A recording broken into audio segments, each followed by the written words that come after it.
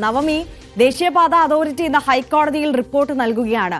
ഈ മണ്ണിനെയും മഴയും ഒക്കെ കുറ്റം പറഞ്ഞ് മാത്രമുള്ള ഒരു റിപ്പോർട്ടാകുമോ, അതോ നമ്മൾ ആകാംക്ഷയോടെ ഉറ്റുനോക്കുന്നത് പോലെ ഇത്തരത്തിൽ കരാർ കമ്പനി തന്നെ വീഴ്ച സംബന്ധിച്ച ഒരു സാഹചര്യമുണ്ട്. കരാർ കമ്പനിക്ക് ഈ നിർമ്മാണത്തിൽ പാളിച്ച സംഭവിച്ചിട്ടുണ്ട്. അതുകൂടി മെൻഷൻ ചെയ്യുന്ന ഒരു റിപ്പോർട്ടാകുമോ ഇന്ന് സമർപ്പിക്കുക?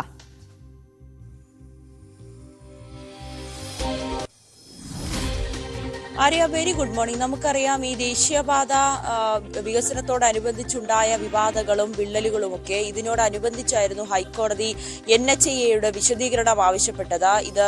ഇത് പ്രധാനമായി ജസ്റ്റിസ് ദേവൻ രാമചന്ദ്രന്റെ ബെഞ്ചാണ് ഈ ഹർജി പരിഗണിക്കുന്നത്. കൊച്ചിയിലെ റോഡുകളുടെ അപാകതയും അല്ലെങ്കിൽ വെള്ളക്കെട്ടുമൊക്കെ പരിഗണിക്കുന്ന ബെഞ്ചാണ് ഈ ജസ്റ്റിസ് ദേവൻ രാമചന്ദ്രന്റേത്.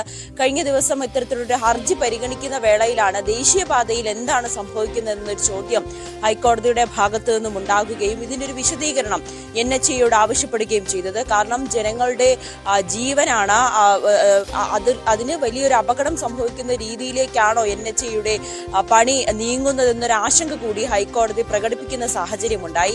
അതിന്റെ അടിസ്ഥാനത്തിൽ കൂടിയാണ് വിശദീകരണം ആവശ്യപ്പെട്ടത്. എന്തായാലും NHAI ഇന്ന് റിപ്പോർട്ട് സമർപ്പിക്കുമ്പോൾ ഈ വിദഗ്ധ സംഘം പരിശോധനയ്ക്ക് എത്തും. ഇന്ന് നടക്കുന്ന പരിപാടികളടക്കം നൽകിക്കൊണ്ടുള്ള ഒരു വിശദീകരണമായിരിക്കും കോടതിയിൽ സമർപ്പിക്കുക എന്നാണ് നമുക്ക് വ്യക്തമാകുന്നത്. അതോടൊപ്പം ഈ കരാർ കമ്പനിക്കെതിരെ എടുത്ത നടപടിയും ഇന്ന് കോടതിയിൽ സമർപ്പിക്കുന്ന റിപ്പോർട്ടിൽ സൂചിപ്പിക്കുമെന്നാണ് നമുക്ക് അറിയാൻ സാധിക്കുന്നത്.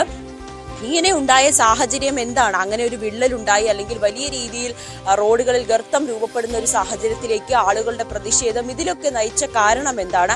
അതിലെന്ത് നടപടിയാണ് സ്വീകരിച്ചത്? ഇനി അത്തരത്തിലുള്ള ഒരു അപാകത ഉണ്ടാകാതിരിക്കാൻ എന്ത് നടപടിയാണ് സ്വീകരിക്കാൻ പോകുന്നത്? വിദഗ്ധ സംഘത്തെ അടക്കം രൂപീകരിച്ചു എന്ന കാര്യങ്ങളും ഇന്ന് ഹൈക്കോടതിയിൽ സമർപ്പിക്കുന്ന റിപ്പോർട്ടിൽ NHAI ചൂണ്ടിക്കാട്ടുമെന്നാണ് നമുക്ക് അറിയാൻ സാധിക്കുന്നത്. എന്തായാലും ഉച്ചയ്ക്ക് 2 മണിയോട് കൂടിയായിരിക്കും ജസ്റ്റിസ് ദേവൻ രാമചന്ദ്രന്റെ ബെഞ്ച് ഈ ഹർജി പരിഗണിക്കുക. ഇതിനോടൊപ്പം ഇനി ചിലപ്പോൾ ഹൈക്കോടതിയുടെ ഭാഗത്തു നിന്നും ഏതെങ്കിലും തരത്തിലുള്ള ഒരു സംഘത്തെ നിയോഗിക്കുമോ? ഈ ഒരു റോഡുകളുടെ അപാകത, ഇങ്ങനെ നാഷണൽ ഹൈവേ പണിയുമ്പോൾ അതിൽ തുടരെ പരാതികൾ ഉയരുന്ന പല അപകടങ്ങളും സംഭവിക്കുന്ന സാഹചര്യത്തിൽ ഇനി കോടതിയുടെ ഭാഗത്തു നിന്നും എന്ത് നടപടിയാകും ഉണ്ടാകുക? എന്തായാലും NHAIക്ക് അടക്കം രൂക്ഷ വിമർശനം അല്ലെങ്കിൽ കരാർ കമ്പനിക്കെതിരെ രൂക്ഷ വിമർശനം ഉന്നയിക്കാനുള്ള ഒരു സാഹചര്യമൊക്കെ നമുക്ക് മുന്നിലുണ്ട്.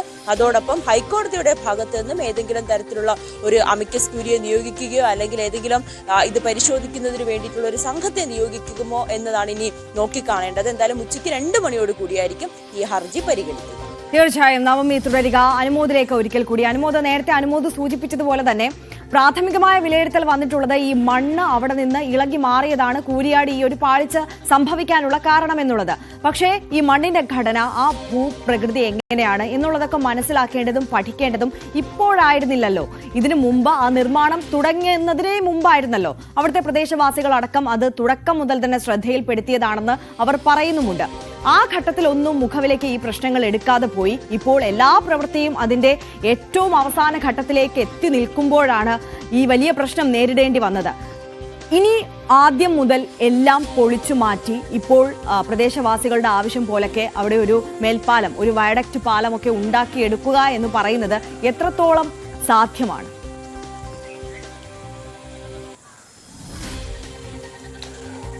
പ്രസക്തമായ ഒരു ചോദ്യമാണത്. കഴിഞ്ഞ ദിവസം തന്നെ ആ ഒരു മേഖലയുടെ ഭൂഘടനയ്ക്ക് അനുസരിച്ചുള്ള നിർമ്മാണമല്ല അവിടെ ഉണ്ടായിട്ടുള്ളത് എന്ന ഒരു വിലയിരുത്തൽ വന്നിരുന്നു. പ്രധാനമായിട്ടും വയലിലൂടെയാണ് ഈ ഒരു പാലം ഈ ഒരു റോഡ് ദേശീയപാത മാത്രമല്ല അതിന് സർവീസ് റോഡുകളും കടന്നു പോകുന്നത്. മണ്ണിട്ട് ഉയർത്തി, അതായത് മുൻപുണ്ടായിരുന്ന ഹൈവേയുടെയും അതിനും ഉയരത്തിൽ മണ്ണിട്ട് ഉയർത്തിയാണ് ആ ഒരു മേഖല റോഡിന് വേണ്ടി സജ്ജമാക്കിയത്. അപ്പോൾ അവിടെ ഒഴുകിയിരുന്ന പല കൈത്തോടുകളും വെള്ളമൊഴുകുന്ന വഴികളും ഒക്കെ ആ ഒരു ഘട്ടത്തിൽ പൂർണ്ണമായും അടയ്ക്കപ്പെട്ടിരുന്നു. സ്വാഭാവികമായിട്ടും വെള്ളം ഒഴുകുന്ന വഴി തടയപ്പെട്ടാൽ വെള്ളം ആ മണ്ണിൽ തന്നെ കെട്ടി നിൽക്കും. അത് ഭൂമിയിലേക്ക് അടിയിലേക്ക് ഇറങ്ങും. മണ്ണിനടിയിൽ ഭൂമിക്കടിയിലുള്ള മണ്ണിന്റെ ഘടനയെ മാറ്റുകയും ചെയ്യും. അതിനു മുകളിൽ വലിയ ഭാരത്തിൽ മണ്ണ് കുന്നുകൂട്ടി അവിടെ കോൺക്രീറ്റ് കൊണ്ടുള്ള ഈ തൂണുകൾ സ്ഥാപിച്ച് ഇത് വലിയ ഭാരം താങ്ങാൻ കഴിയാത്ത ഭാരം മുകളിൽ വരുമ്പോൾ സ്വാഭാവികമായിട്ടും മണ്ണിനടിയിൽ അതിന് മാറ്റങ്ങൾ ഉണ്ടാവുന്നു, മണ്ണ് തെന്നി നീങ്ങുന്നു. ഇത് ആണ് ഇവിടെ സംഭവിച്ചിട്ടുള്ളത്. അപ്പോൾ ഇനി പ്രധാനമായിട്ടും ഈ മണ്ണിടിച്ചിലുണ്ടായ മേഖല മുതൽ ഈ വയൽ കടന്നു പോകുന്ന ദൂരം ആ മേഖലയിൽ ഒരുപക്ഷെ വയഡക്റ്റ് പാലം സാധ്യമാകുമോ എന്നൊരു പ്രായോഗികമായിട്ടുള്ള കാര്യമാകും പരിശോധിക്കുക. മുഴുവനായിട്ട് പൊളിച്ചു പണിയുക എന്നുള്ളത് ഒരുപക്ഷെ സമയമേറെ എടുത്തേക്കാം. പണച്ചെലവിനേക്കാൾ കൂടുതൽ സമയമാണല്ലോ ഇവിടെ പ്രധാനം. അപ്പോൾ അതിന് എത്രമാത്രം സാധ്യതയുണ്ടെന്ന് വിദഗ്ധ സംഘത്തിൻ്റെ കൂടി എക്സ്പേർട്സിൻ്റെ ഒപ്പീനിയൻസ് കൂടി എടുത്ത ശേഷമേ ഒരു അന്തിമ തീരുമാനത്തിലേക്ക് എത്തുകയുള്ളൂ. ഇത് ഈ ഒരു പുതിയ പാലം നിർമ്മിച്ച് ഈ ഒരു പ്രശ്നം ശാശ്വതമായി പരിഹരിക്കാനാണെങ്കിൽ അത് ആ മേഖലയിൽ ജനങ്ങൾ ആവശ്യപ്പെടുന്ന കാര്യം അതാണ്. പക്ഷേ അതിനെ പിൻപറ്റി മറ്റ് പലയിടങ്ങളിലും സമാനമായ ആവശ്യങ്ങൾ ഉയരും എന്ന കാര്യം കൂടി ഈ ഒരു ഘട്ടത്തിൽ നമ്മൾ മുൻകൂട്ടി ചിന്തിക്കണം. കാരണം ഇതേ ഘടനയുള്ള ഒരുപാട് ഇടങ്ങൾ ഈ ഹൈവേയിലുണ്ട്. അവിടെയൊക്കെ ഇതുപോലത്തെ ഒരു അപകടം ഉണ്ടാകാൻ സാധ്യതയുണ്ടെന്ന് കരുതി ഇത്തരത്തിലുള്ള പാലങ്ങളിലേക്ക് മാറണമെന്നൊരാവശ്യവും ഉയർന്നു വന്നേക്കാം. അതെന്തായാലും വരും ദിവസങ്ങൾ അല്ലെങ്കിൽ ആ സമയത്ത് കണ്ടു തന്നെ അറിയേണ്ടതാണ്. എന്നിരുന്നാൽ പോലും ഈ വയഡക്റ്റ് പാലം എന്ന ജനങ്ങളുടെ ഒരു ആവശ്യം അത് പ്രായോഗികമായിട്ടുള്ള ഒരു പരിഹാരമാണ്.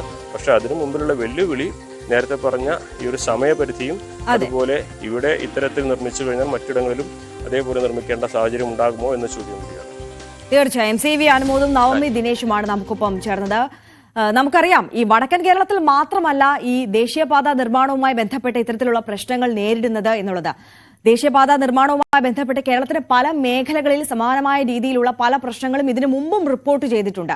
ആലപ്പുഴയിൽ ദേശീയ പാത നിർമ്മാണത്തിനിടെ ഗർഡറുകൾ തകർന്നു വീണ വാർത്ത പ്രേക്ഷകർ ഓർക്കുന്നുണ്ടാകും. ഇവിടെ സ്വതന്ത്ര ഏജൻസി അന്വേഷിക്കുമെന്നാണ് സംസ്ഥാനത്തിന്റെ പ്രഖ്യാപനം അന്നുണ്ടായത്. പക്ഷേ ആ പ്രഖ്യാപനം പാഴ്വാക്കായി മാറി എന്നുള്ളതാണ്. അന്വേഷണം ആവശ്യപ്പെട്ട് ജില്ലാ ഭരണകൂടം നൽകിയ കത്ത് പൊതുമരാമത്ത് വകുപ്പ് അവഗണിച്ചു. ആലപ്പുഴയ്ക്ക് പുറമെ മലപ്പുറത്തും റോഡ് തകർന്നതോടെ നിർമ്മാണ പ്രവൃത്തിയിൽ പങ്കില്ലെന്ന് പറഞ്ഞ് ഒഴിയുകയാണ് സംസ്ഥാന സർക്കാർ. ഇതോടെ ജനങ്ങളെ ആശങ്ക പരിഹരിക്കാനുള്ള ഉത്തരവാദിത്തം സംസ്ഥാനത്തിന് ഇല്ലേ എന്ന ചോദ്യവും ഉയരുകയാണ്. ആലപ്പുഴയിൽ നിന്ന് ശരണ്യ സ്നേഹജൻ നമുക്കൊപ്പം ചേരുന്നുണ്ട്. Saranya, good morning. ഇപ്പോൾ ഈ സൂചിപ്പിച്ചതുപോലെ തന്നെ ഈ ദേശീയപാത നിർമ്മാണവുമായി ബന്ധപ്പെട്ട് അതിന്റെ വേഗത, വികസന കുതിപ്പിലും ഒക്കെ ക്രെഡിറ്റ് ഏറ്റെടുക്കുന്ന സർക്കാരിന് ഇങ്ങനെ ഒരു പ്രശ്നം വരുമ്പോൾ ഞങ്ങൾക്കിതിൽ ഒരു ഉത്തരവാദിത്വവും ഇല്ല എന്ന് പറഞ്ഞ് മാറി നിൽക്കാൻ കഴിയുമോ? ഈ ആലപ്പുഴയിലെ പ്രശ്നത്തിൽ എന്ത് പരിഹാരമാണ് സംസ്ഥാന സർക്കാരിന്റെ ഭാഗത്തു നിന്നുണ്ടായത്? അന്വേഷണം പ്രഖ്യാപിച്ചിട്ട് അതുപോലും നടത്താൻ കഴിയാതെ പോയല്ലോ.